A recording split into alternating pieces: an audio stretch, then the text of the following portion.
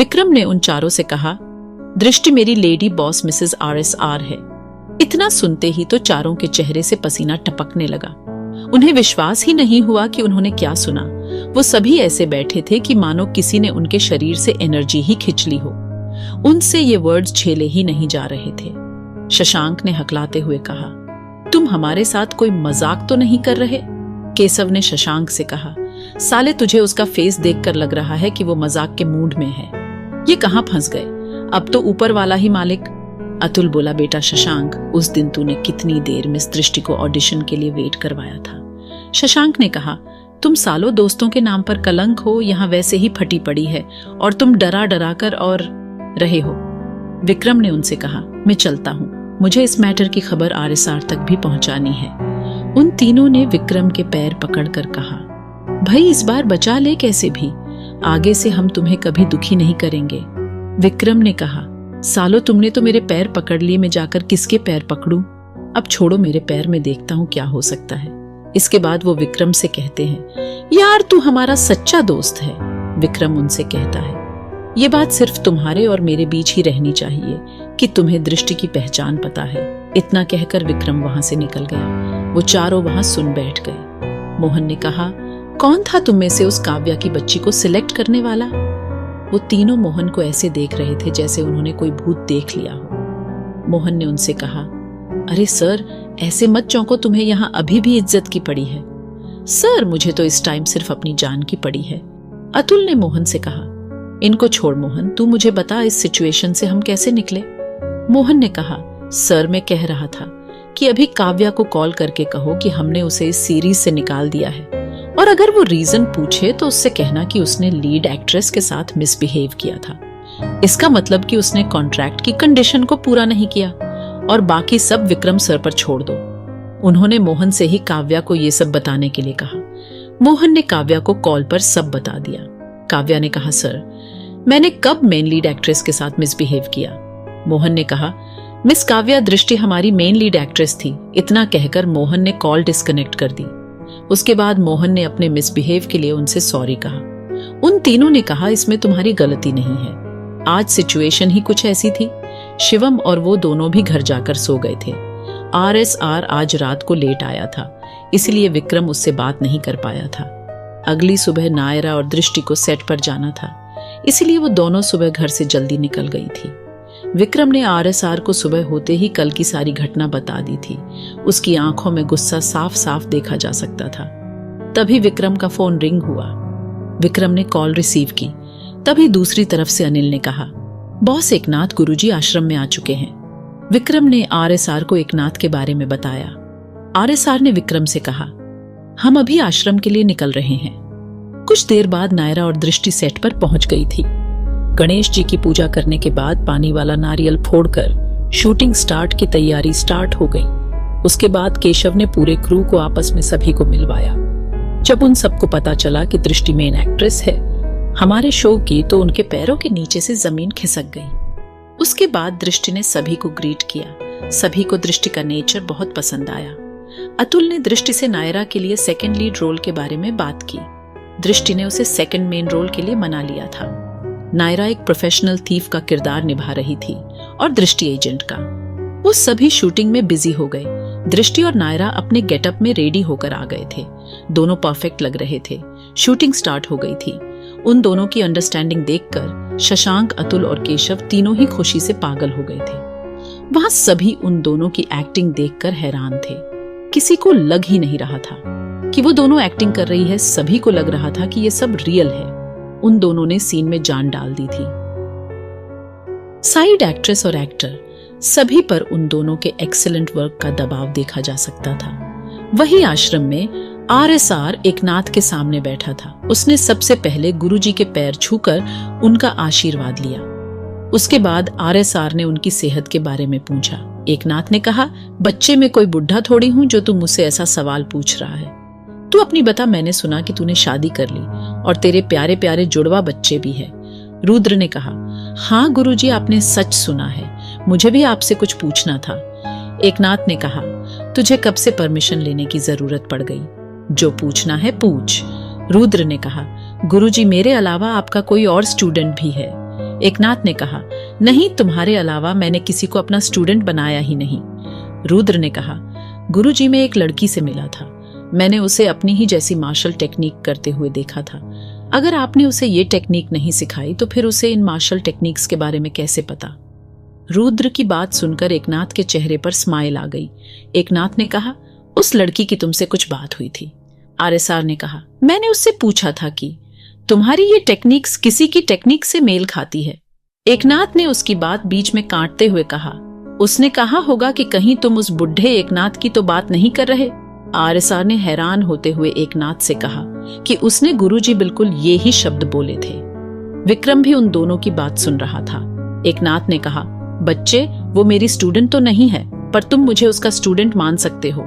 ये सुनकर वहां आरएसआर और विक्रम दोनों की आंखें फटी की फटी रह गईं। आरएसआर ने कहा, गुरुजी मैं कुछ समझा नहीं, आप कहना क्या चाहते हैं? वहीं राजस्थान में सुबह का वक्त था। एक 70 साल के आस पास का बुढ़ा हवेली के बगीचे में बैठकर चाय की चुस्की के रहा था। उसकी आंखें बिल्कुल लाल थीं। उसके साइड में 45 साल के आसपास का एक आदमी खड़ा था। दोनों को देखकर कोई भी कह सकता था कि ये दोनों रात भर सोए नहीं हैं। उनके सामने एक और आदमी खड़ा था। उसका नाम वेद था और वे दोनों जयवर्धन और ऋषिवर्धन थे। अर्शी ने वेद से कहा, क्या खबर है? वेद ने कहा, छोटे सरकार प्रिंसेस का पता चल गया। अर्शी ने कहा, तुमने उसे देखा है? वेद ने कहा, छोटे सरकार प्रिंसेस बिल्कुल स्नेहा मैम पर गई है। उन्हें देखकर आपको ऐसा लगेगा कि जैसे स्नेहा मैम ही आपके सामने खड़ी है। ये सुनकर जयवर्धन की आंखों में आंसू आ गए। वेद ने आगे कहा, बड़ी सरकार, बहुत जल्द आप उन्हें टीवी पर देखेंगे। वो एक टीवी ड्रामा में काम कर रही है। जयवर्धन को ऐसा सुकून मिल रहा था अपनी पोती के बारे में सुनकर कि पूछो मत। ऋषि ने कहा कि हमारी बेटी रहती कहाँ है? ये सुनकर वेद के हाथ पैर कांपने लगे। ऋषि ने कहा, छोटे सरकार, कुछ नहीं, इस सवाल का जवाब मैं बाद में दूंगा। अभी पहले हमारी प्रिंसेस के बारे में तो जान लीजिए। हमारी बिटिया का नाम दृष्टि है। जयवर्धन ने कहा, बड़ा प्यारा नाम है बच्ची का। आज उनकी आवाज में खुशी अलग ही दिख रही थी। वेद ने आगे कहा, उनके साथ एक बच्ची भी थी जिनका नाम नायरा था। ये दोनों एक दूसरे की बेस्ट फ्रेंड्स हैं। उसके बाद वेद ने जो कल इनॉग्रेशन पार्टी में हुआ था वो सब उन दोनों को बता दिया था। वो दोनों नायरा की बहादुरी का किस्सा सुनकर बहुत खुश हो गए थे। आखिर उस बच्ची ने दृष्टि के लिए उन बॉडीगार्ड्स को मारा था और उन लड़कियों को भी सबक सिखाया था। उसके बाद वेद ने कुछ ऐसा कहा कि जिसे सुनकर जयवर्धन और ऋषिवर्धन दोनों चौंक गए। ऐसा क्या कहा था वेद ने जयवर्धन और ऋषिवर्धन से? क्या वेद को उस मेंशन के मालिक का पता चल गया था? क्या वेद आरएसआर और दृष्टि की शादी के बारे में जानता है? जब अर्शी ने पूछा कि हमारी बच्ची रहती कहाँ है, तो वेद के हाथ पांव क्यों कांपने लगे थे? आगे जानने के लिए जुड़े रहिए हमसे billionaire CEOs secret wife season 2 novel writer के साथ। Please guys follow my YouTube channel Nitesh novel writer और give likes and comments on my story billionaire CEOs secret wife season 2।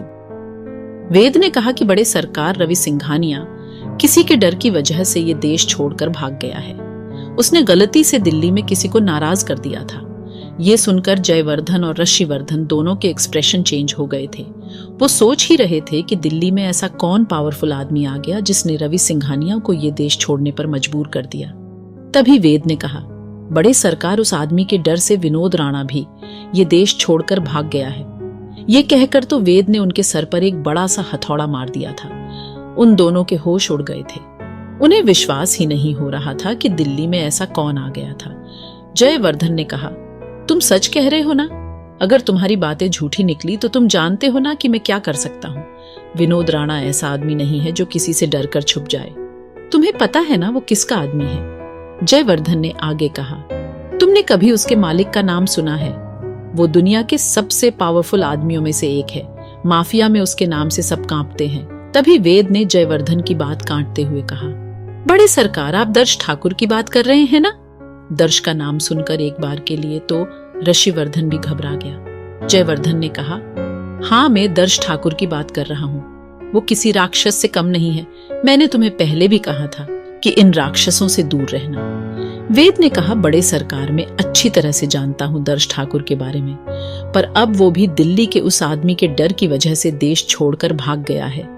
ये सुनकर तो जयवर्धन को ऐसा झटका लगा कि उसका बीपी बढ़ गया।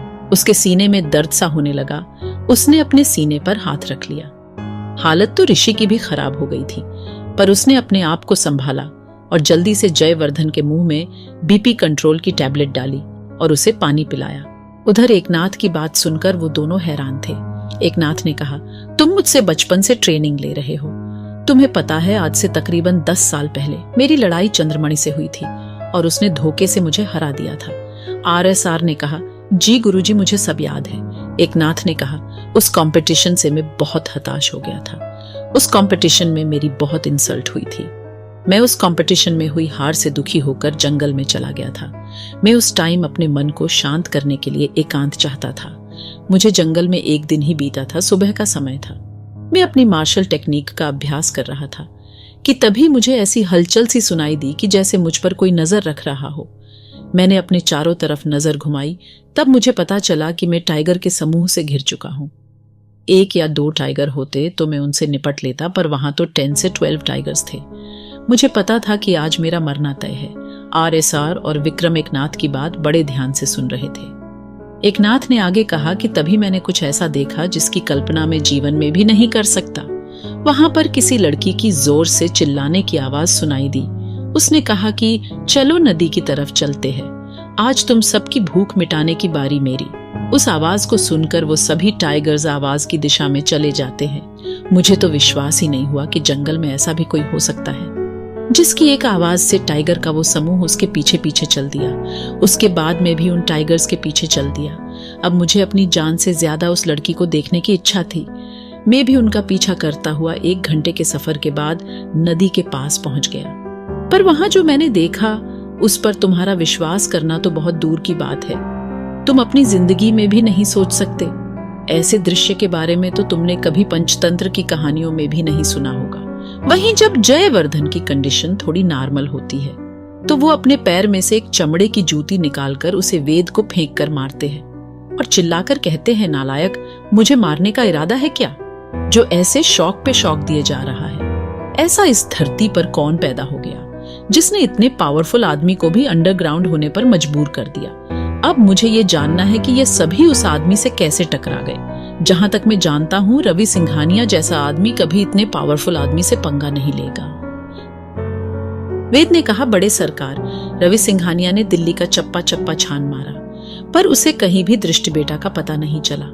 उसकी इस तलाशी से कुछ बड़ी फैमिलीज को परेशानी हुई। तभी उस आदमी की इस खेल में एंट्री हुई। उसने रवि सिंघानिया के आदमियों के हाथ पैर तोड़कर शहर से बाहर निकलवा दिया।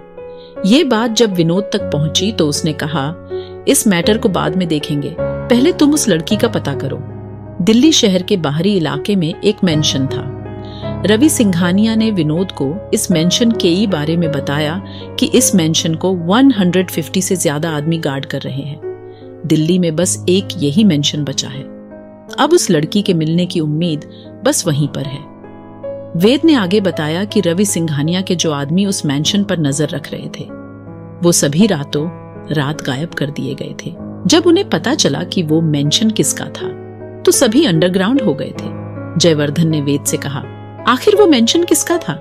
वेद ने कहा, वो तो मैं आपको बता ही दूंगा। पहले दृष्टि बेटी के बारे में आपको एक बात बतानी है।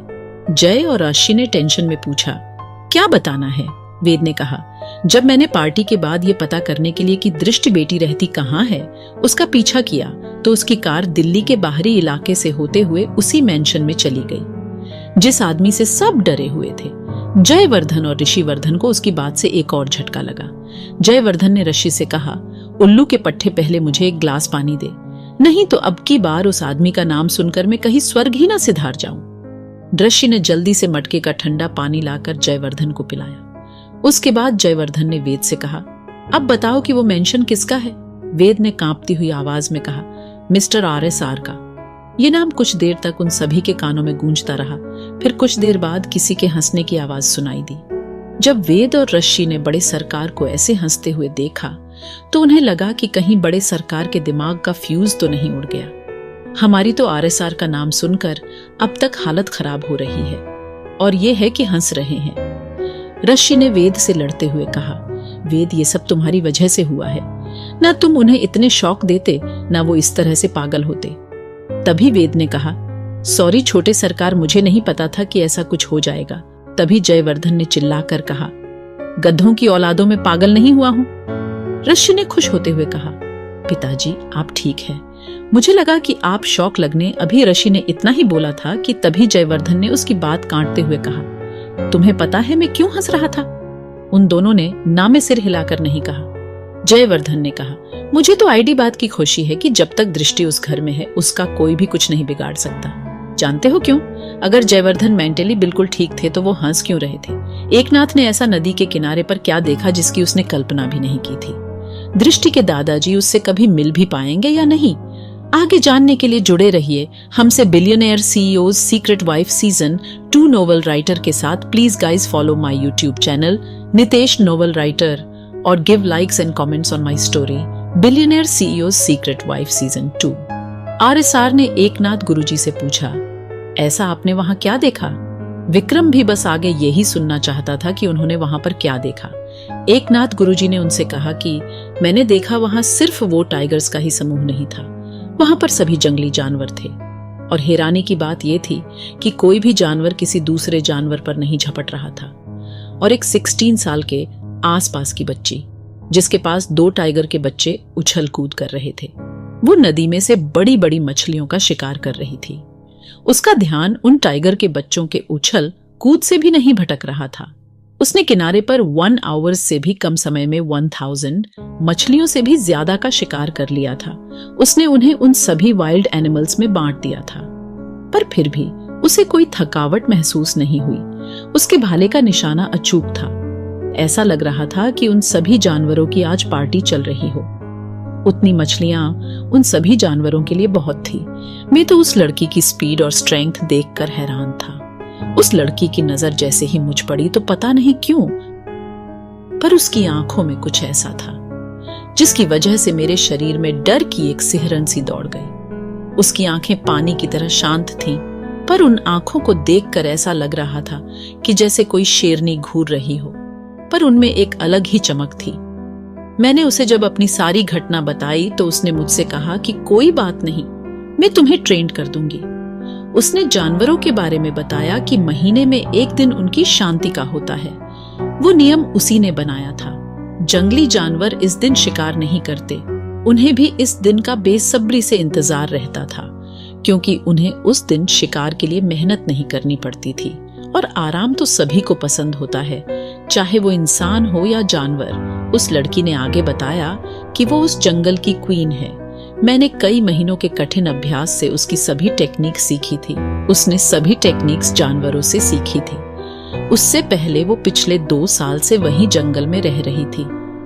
तुम भी उसकी स्ट्रेंथ का अंदाजा नहीं लगा सकते। मैं तुम्हारी शादी उस लड़की से करवाना चाहता था, पर मुझे पता चला उसने शादी कर ली है। और आज पता चला कि तुमने भी शादी कर ली। शायद तुम्हारी किस्मत में मिलना लिखा ही नहीं था। नहीं तो मेरे चाहने या ना चाहने से क्या होता है। पिछले 2 सालों से उसके काम को जंगल में रहकर मैं संभाल रहा हूं।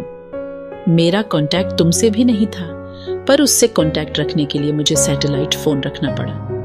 आज भी सभी जानवर उस शांत दिन को उसकी आवाज से ही शुरू करते हैं, चाहे वो कहीं भी बिजी हो। उस दिन मुझे कांटेक्ट करना कभी नहीं भूलती। अब तो सभी जानवर मुझसे भी ऐसे प्यार करते हैं जैसे कि मैं उनकी फैमिली का हिस्सा हूँ। उस बच्ची ने मुझे नेचर की वो खूबसूरती दिखाई है जिसे कि मैं कभी अपनी लाइफ में देख ही नहीं पाता। मिस क्वीन के बारे में सुनकर वो दोनों हैरान थे। एकनाथ ने आगे कहा, बस उसने एक दिन मुझसे एक छोटी सी हेल्प मांगी थी कि वो आगे पढ़ना चाहती है, तो मैंने बस उसे पढ़ने में हेल्प की थी। उसके बाद एकनाथ ने कहा, तुम्हें और कुछ जानना है? RSR ने ना में सिर हिला दिया। वो पहले ही मिस क्वीन के बारे में जानकर कंफ्यूज था और अब उसे पता चला कि उसने शादी भी कर ली। आगे एकनाथ ने कहा, मैं आज शाम को तुम्हारे बच्चों से भी मिलने आऊंगा। आखिर में उनका दादा जो ठहरा, और उनको मैं ही ट्रेनिंग दूंगा। देखना, उन्हें तुमसे भी अच्छा मार्शल फाइटर बनाऊंगा। मैं अपनी बहू से भी मिलना चाहता हूँ, पर उसे ये बात मत बताना। मैं भी तो देखूं आखिर तुम्हें हीरा चुनने की परख है या नहीं। मैं कुछ दिन तुम्हारे ही मैंशन में रुकूंगा। मुझे तुमसे और भी कई जरूरी बातें करनी है। अब तुम जाओ, शाम को मिलते हैं। मुझे भी थोड़ा आराम करना है। वही जयवर्धन ने कहा, मैं इसलिए हंस रहा हूँ कि अब मेरी पोती सेफ है। अब मुझे किसी बात का डर नहीं है। तुम्हें पता है, जो लोग दृष्टि के पीछे पड़े हैं वो तक भी RSR के नाम से कांपते हैं। अच्छा, तुम्हें ये बात पता है कि सब उसके नाम से इतना डरते क्यों हैं?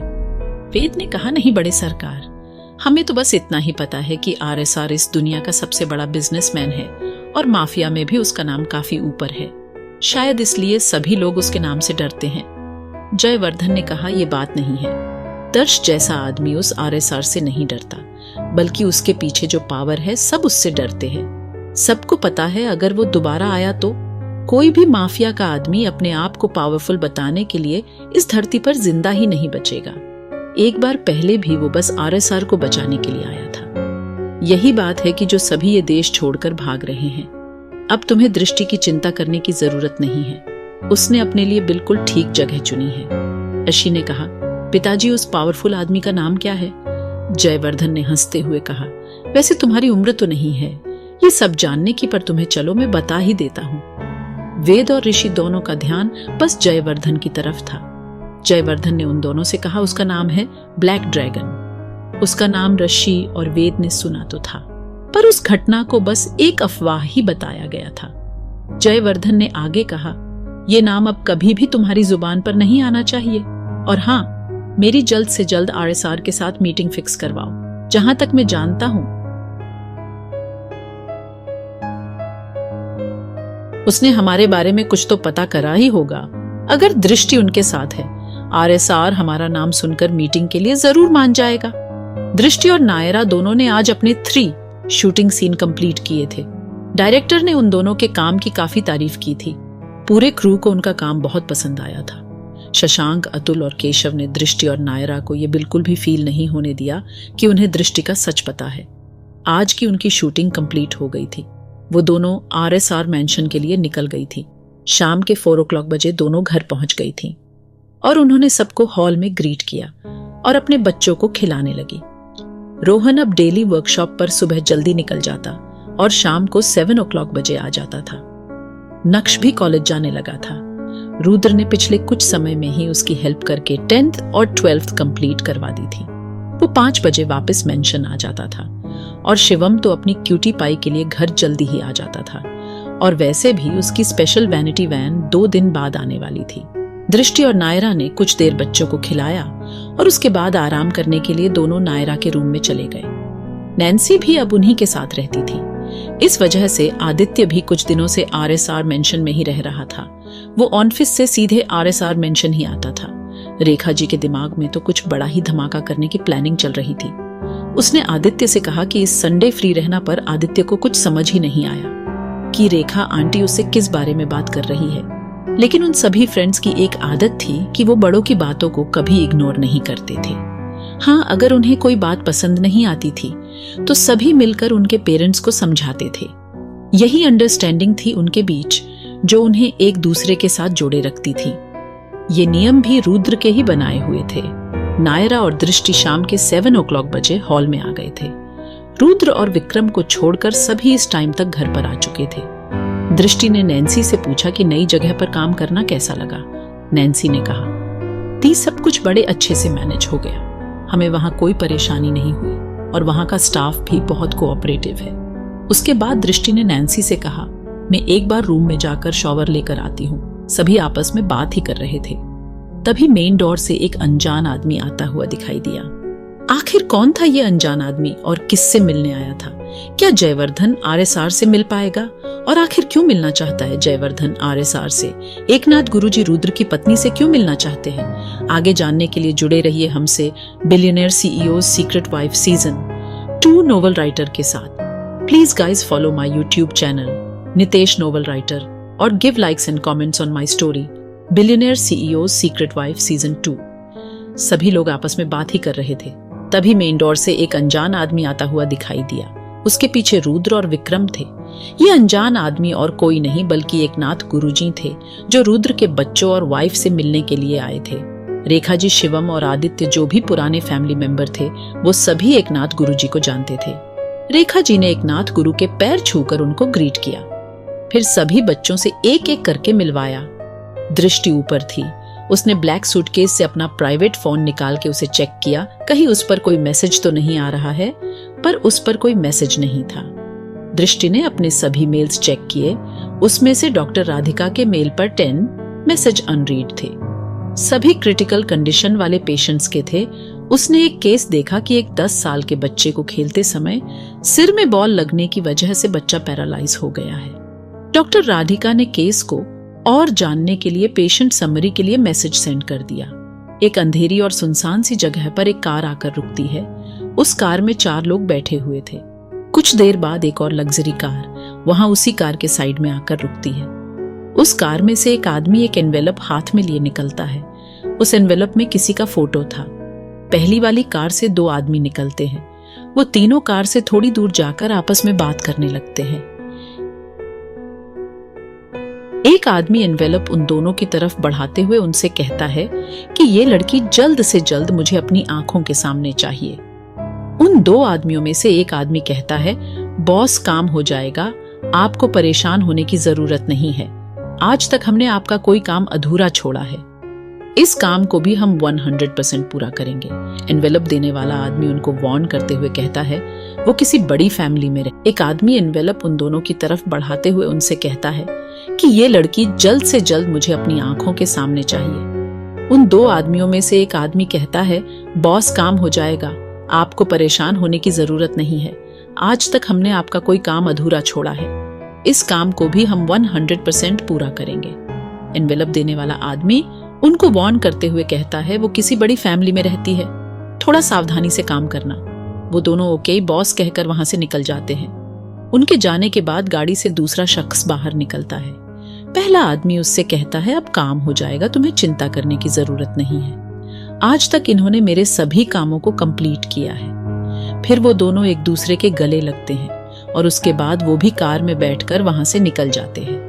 आरएसआर मैंशन के हॉल में एकनाथ गुरुजी सबसे मिल चुके थे। बस वो अभी तक रुद्र की वाइफ से ही नहीं मिले थे। उन्हें कोई जल्दी भी नहीं थी। वैसे भी वो वहां कुछ दिन रुकने वाले थे। एकनाथ गुरुजी तो वैसे भी दृष्टि को परखने के लिए वहां आए थे। वो देखना चाहते थे कि उसके स्टूडेंट की नजर कितनी पारखी है, उसने कैसी लड़की से शादी की है। नायरा ने उनके बारे में कहीं तो सुना था, पर उसे याद नहीं आ रहा था कि उसने इनके बारे में कहाँ सुना है। सभी से मिलने के बाद वो बच्चों से मिलने लगे। देवांशी बार -2 देवांश और शौर्य को परेशान करके शिवम की गोद में भाग जाती। ये देखकर एकनाथ गुरुजी भी हैरान थे कि कैसे इतनी छोटी बच्ची दौड़ लगाकर खेल रही है। एकनाथ गुरुजी को उस बच्ची की शरारतें देख उसे किसी की याद आ रही थी, पर ऐसा कैसे हो सकता था? एकनाथ ने सोचा, शायद ये मेरा वहम है। एकनाथ गुरुजी ने भी उन बच्चों को देखकर मस्ती करते हुए देवांश और शौर्य को अपनी गोद में उठा लिया और देवांशी से बच्चों की आवाज में कहा कि अब तो तुम इन्हें पकड़ ही नहीं पाओगी। देवांशी ने जब देखा कि उन दोनों को किसी ने गोद में उठा लिया है तो उसने अपने दोनों हाथ अपनी कमर पर रखे और अपनी छोटी 2 गहरी आंखों से एकनाथ गुरुजी को घूरने लगी। उन आंखों में वही तूफान से पहले की शांति और शेरनी जैसा ऑरा साफ दिखाई दे रहा था। एकनाथ मन ही मन सोच रहा था कि इतनी छोटी बच्ची और इतनी खतरनाक नजरें, बिल्कुल उस बच्ची क्वीन की तरह, ऐसा कैसे हो सकता है? एकनाथ भी सोच में थे कि उनकी नजरें धोखा तो नहीं खा सकती, पर यह बच्ची बिल्कुल उसके जैसी कैसे हो सकती है? रुद्र ने कहा, गुरुजी क्या हुआ?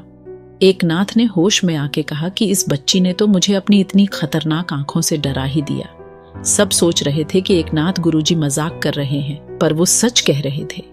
शिवम ने कहा, गुरुजी आप सच कह रहे हो, मैं भी इसकी नजरों से ऐसे ही डरता हूँ, पर सब मेरी बातों को मजाक में ले जाते हैं। गुरुजी इन सबको बताओ ना, ये क्यूटी पाई गसे में ऐसे घूरती है जैसे कि कच्चा ही चबा जाएगी। ये बात सुनकर सभी हंस रहे थे, पर एकनाथ गुरुजी शिवम की बात से सहमत थे। उन्होंने शिवम से कहा, घर में सभी कह रहे थे कि ये तुम्हारी लाडली है, तो तुम दोनों के बीच में क्या बोल सकता हूँ? तभी देवांशी गुस्से में ही बोली, चाचू देवांशी गुस्सा। इतना बड़ा वर्ड उसने पहली बार बोला था। सभी उसकी बात सुनकर हैरान थे। एकनाथ तो उस छोटी सी बच्ची को देखे ही जा रहे थे। वो बच्ची जाकर रुद्र के पैरों से लिपट गई। उसने कहा, पापा, और इतना कहकर वो रोने लगी। शिवम को समझते देर नहीं लगी कि वो रुद्र से उसकी शिकायत कर रही है, पर किसी को कुछ समझ में आता उससे पहले ही शिवम ने घुटनों के बल बैठकर उससे सॉरी बोलना शुरू कर दिया। रुद्र के दिल को तो आज इतनी ठंडक पड़ी थी कि पूछो मत। आज उसकी एंजल ने उसको पापा बोला था। उसने अपनी गोद में अपनी क्यूट सी बच्ची को उठाया और थोड़ी दूर जाकर स्टडी रूम से उसने अपनी छड़ी उठाई और वापस शिवम के पास खड़ा हो गया। शिवम को यकीन ही नहीं हुआ कि रुद्र ने क्यूटी पाई की बात समझ ली थी। एकनाथ भी अपनी पोती की चालाकी देखकर हैरान थे और वो क्वीन के बारे में भी सोच रहे थे।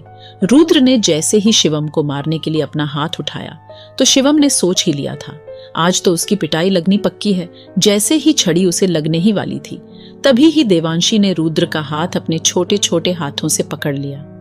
रुद्र ने उसकी तरफ देखा तो देवांशी अपनी नेक नामे हिला रही थी। ऐसे वो बहुत ही क्यूट लग रही थी। एकनाथ मन ही मन सोच रहे थे कि इतना बड़ा ड्रामा इस बच्ची ने शिवम को डराने के लिए किया था और मन ही मन उसकी तारीफ कर रहे थे कि ये बच्ची कितनी समझदार है।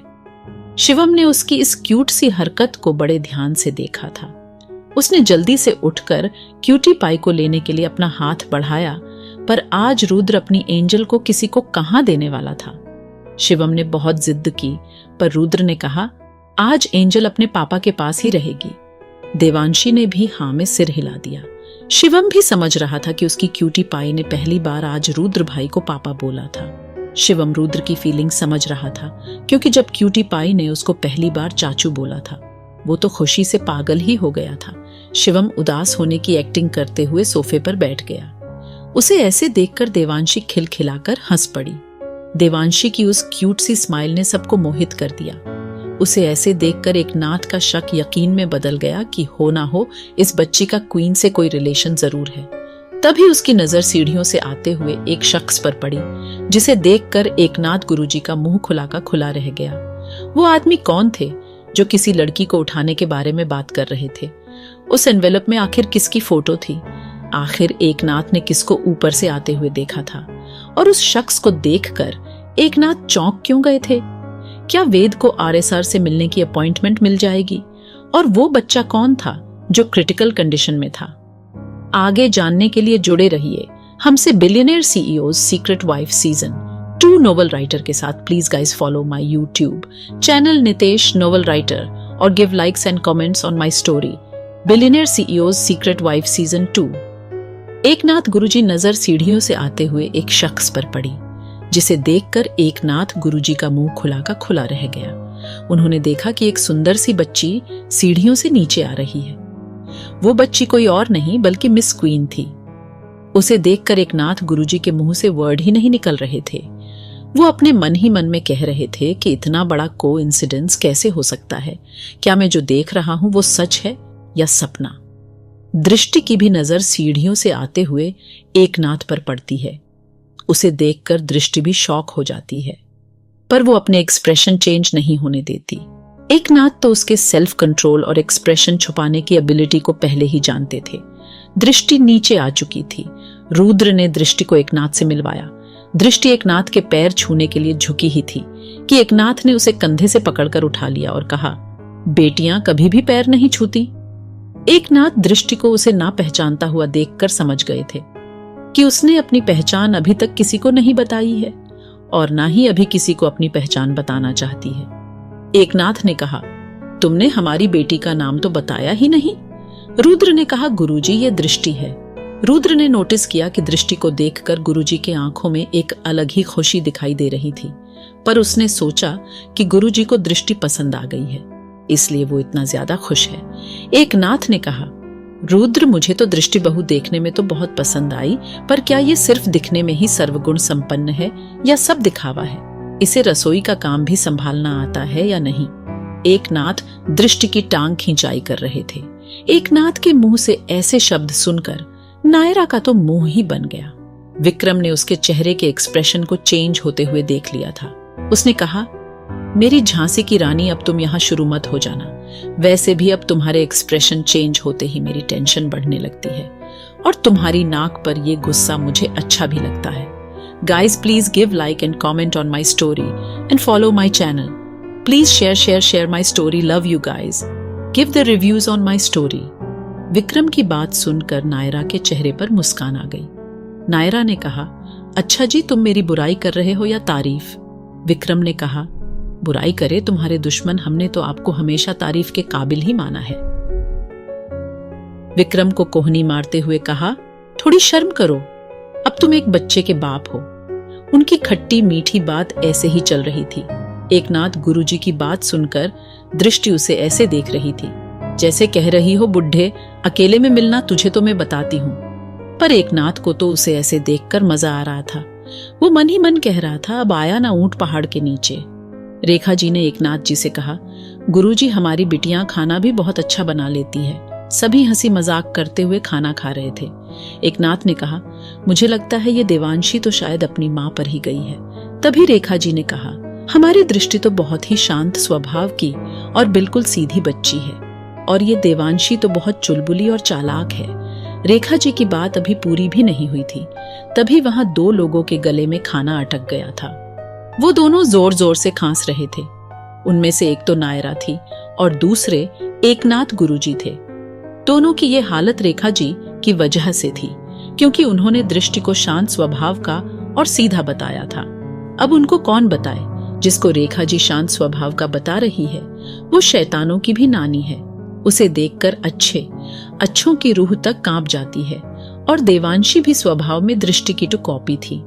विक्रम ने नायरा से कहा, ध्यान कहाँ है तुम्हारा, खाना भी ठीक से नहीं खा सकती।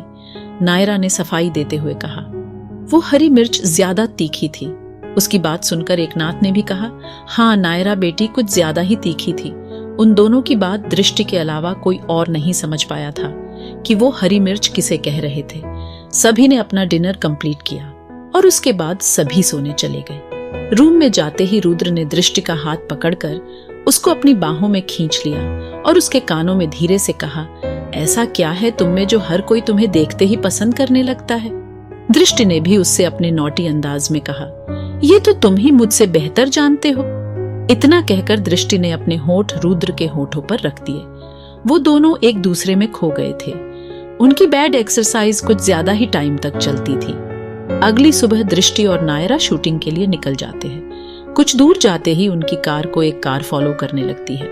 दोनों सेट पर पहुंच जाते हैं और मेकअप रूम में रेडी होकर अपने सीन की रिहर्सल में लग जाते हैं। जो गाड़ी सुबह उनको फॉलो कर रही थी वो सेट के बाहर खड़ी थी। उसमें बैठे आदमी का फोन रिंग हुआ। उसने कॉल रिसीव की। दूसरी तरफ से आवाज आई, क्या अपडेट है? कार में बैठे आदमी ने कहा, आज शाम तक आपका काम हो जाएगा, मैं सेट के बाहर ही हूँ। इतना कहकर वो कॉल डिस्कनेक्ट कर देता है। उस कार में 4 आदमी बैठे थे और उसके पीछे भी 3 गाड़ियां और खड़ी थी। वो सभी 16 आदमी थे।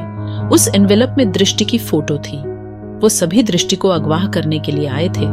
वो सभी द टाइगर्स गैंग के आदमी थे और उन्हें ये काम जितेंद्र शाह ने सौंपा था। द टाइगर्स गैंग से जितेंद्र की अच्छी पहचान थी।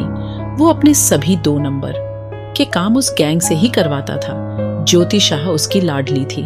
जब उस रात ज्योति दृष्टि और नायरा का पीछा करने के बाद घर चली गई थी, उसने दृष्टि की शिकायत अपने भाई से करने की सोची और विला के हॉल में बैठकर रोते हुए अपने भाई का इंतजार करने लगी।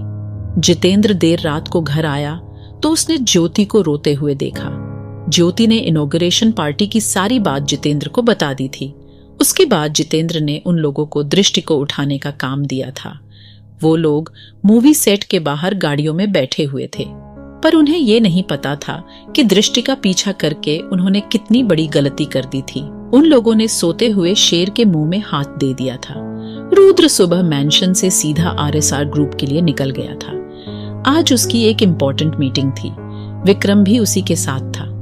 दोनों ऑफिस में बैठकर आज के इम्पोर्टेंट प्रोजेक्ट की मीटिंग के बारे में डिस्कशन कर रहे थे। तभी उसके पास शेर सिंह शेखावत की कॉल आई। विक्रम ने शेर सिंह की कॉल रिसीव की। शेर सिंह ने कहा, बॉस, मेरे आदमियों से पता चला है कि आज सुबह से कुछ लोग मैंशन के बाहर से ही नायरा और दृष्टि मैडम का पीछा कर रहे हैं। आगे उनका क्या करना है? विक्रम ने ये बात रुद्र को बताई। रुद्र ने विक्रम के हाथ से फोन लेकर शेर सिंह से कहा, उन लोगों को फॉरेस्ट वाले मैंशन में ले आओ और आगे तुम्हें पता ही है कि क्या करना है। पता नहीं, पर रुद्र की आवाज का कुछ अलग ही औरा था।